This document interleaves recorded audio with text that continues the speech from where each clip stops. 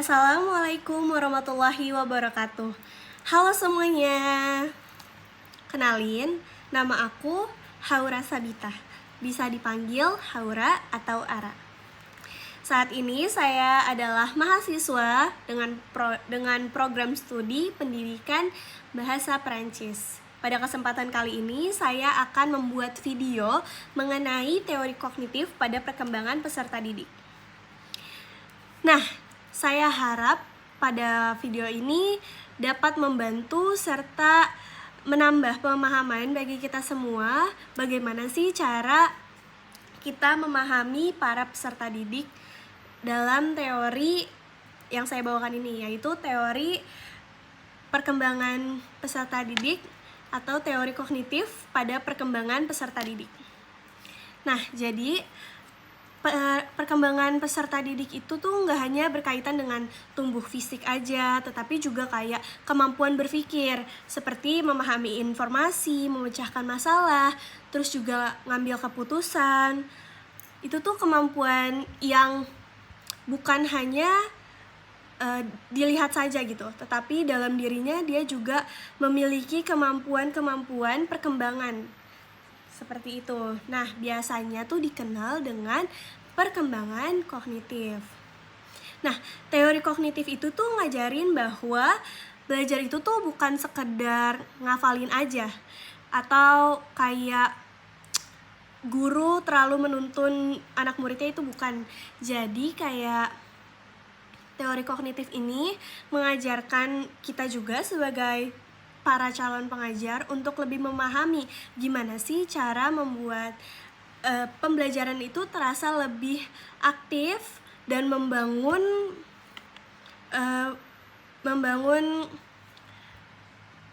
perkembangan bagi para peserta didik itu. Nah, teori kognitif ini juga itu tuh punya fokus utama seperti proses mental, terus cara berpikir, memahami, menalar, memecahkan masalah, serta ngambil keputusan.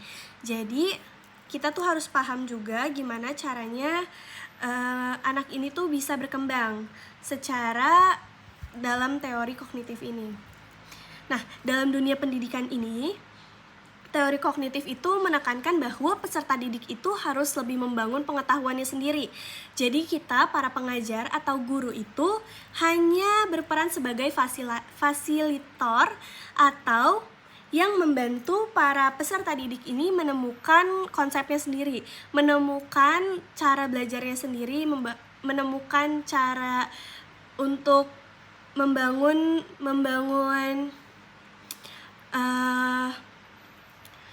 membantu peserta didik ini untuk menemukan konsep untuk dirinya sendiri gitu. Jadi kami para pengajar ini lebih menuntun untuk para peserta didik. Nah, seperti itu. Teori kognitif itu juga yang paling terkenal itu tokohnya yang sering disebut adalah Jean Piaget. Nah, menurut Jean Piaget ini, perkembangan intelektual itu berlangsung secara bertahap, sesuai dengan usia anak. Setiap tahap itu memiliki karakteristik yang berbeda. Jadi tuh kita nggak bisa ngajar yang sama semua, kita harus sesuaiin sama tahapannya. Nah, tahapan itu ada 4 dari Jean Piaget. Nah, yang keempat ini adalah tahapan-tahapan di teori kognitif untuk kita ajarkan, untuk kita pahami, maaf.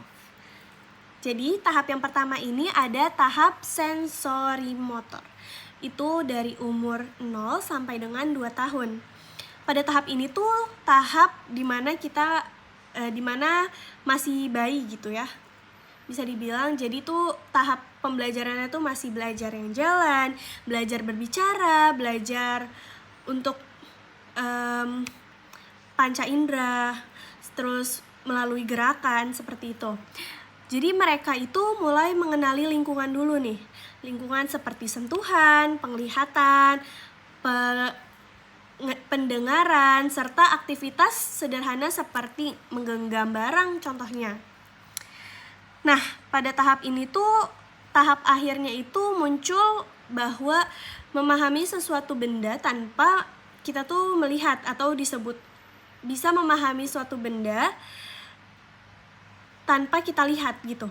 Jadi biasa disebut itu adalah objek permanen. Nah, tahap kedua ini yaitu tahap pra-operasional. Itu dari umur 2 tahun sampai dengan 7 tahun. Anak itu mulai menggunakan bahasa dan simbol. Terus cara berpikirnya juga bersifat intuitif dan egosentris kalau dibilang ya. Jadi itu kayak sulit untuk memahami sudut pandang orang lain juga. Jadi contoh, anak itu sering menganggap semua orang itu melihat sesuatu yang sama seperti bagaimana dia melihat gitu. Terus di tahap ini juga guru tuh kayak harusnya sebagai para pengajar ini menggunakan media konkret seperti menggambar, terus melalui benda nyata, terus kayak permainan edukatif atau kayak cerita agar materinya itu lebih mudah dipahami untuk anak-anak seusia 2 sampai dengan 7 tahun. Nah, yang ketiga itu ada tahap operasional konkret, di mana itu dari umur 7 tahun sampai dengan 11 tahun. Pada tahap ini tuh kemampuan berpikir logis itu mulai berkembang. Jadi di usia yang dari 7 tahun sampai dengan 11 tahun itu mulai ada perkembangan nih dari cara berpikir logis gitu. Mulai ada perkembangan untuk berpikir logis. Jadi anak itu bisa ngelompokin benda, terus kayak mahamin hubungan sebab akibat sederhana ya. Terus juga bisa nyelesain masalah kayak yang berkaitan dengan benda nyata gitu.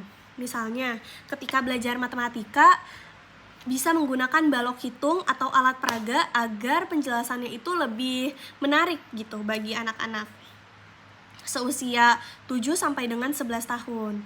Selanjutnya ada tahap operasional formal, itu dari umur 11 sampai dengan ke atas.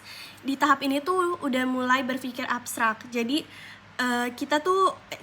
mereka tuh punya kemampuan belajar seperti pada tingkat SMP dan SMA maupun juga perguruan tinggi seperti sudah universitas, juga dia mampu memiliki konsep-konsep yang lebih kompleks gitu. Nah, jadi penerapan dalam pembelajarannya itu konsep belajar mengejar teori kognitif itu tuh diterapkan dengan berbagai cara. Pertama itu para pengajar harus menyesuaikan konsep belajar dengan seusianya gitu. Jadi kita ini dapat menyesuaikan materi dengan usia dan tingkat perkembangan peserta didik. Terus ada juga seperti menggunakan media pembelajaran yang sudah saya sebutkan tadi. Terus bisa juga dengan cara menyelesaikan masalah yang nyata, seperti masalah-masalah umum yang sering terjadi di lapangan gitu, yang sering terjadi di lingkungan. Selanjutnya itu pasti teori kognitif itu memiliki kekurangan serta kelebihan. Nah, kita bahas dari kelebihannya dulu.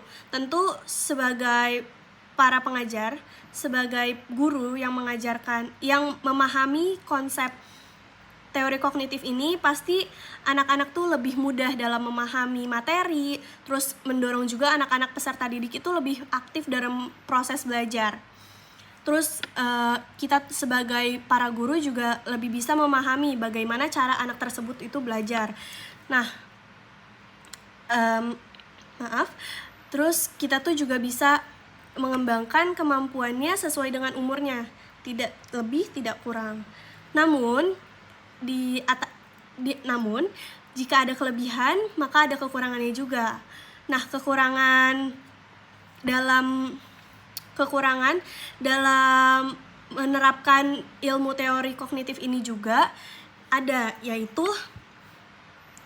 tidak semua peserta didik itu sama.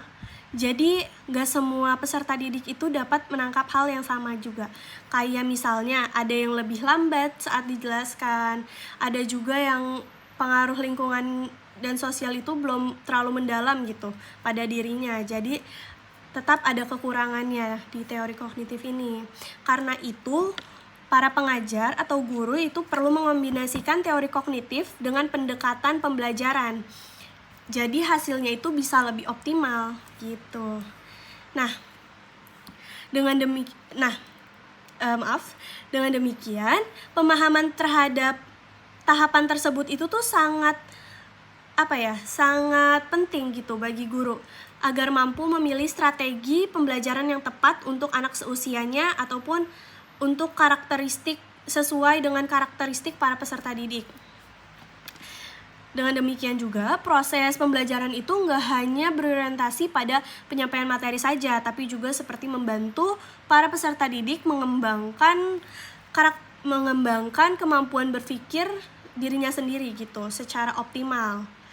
Nah, mungkin itu saja yang bisa saya jelaskan mengenai teori kognitif. Saya mohon maaf apabila terjadi salah penyebutan ataupun salah dalam penyampaian kali ini. Semoga materi yang saya bawakan ini dapat dipahami oleh audiens kalian dan dapat dipahami bagi saya sendiri juga. Kurang lebihnya mohon maaf. Billahi taufiq wal hidayah. Wassalamualaikum warahmatullahi wabarakatuh. Terima kasih.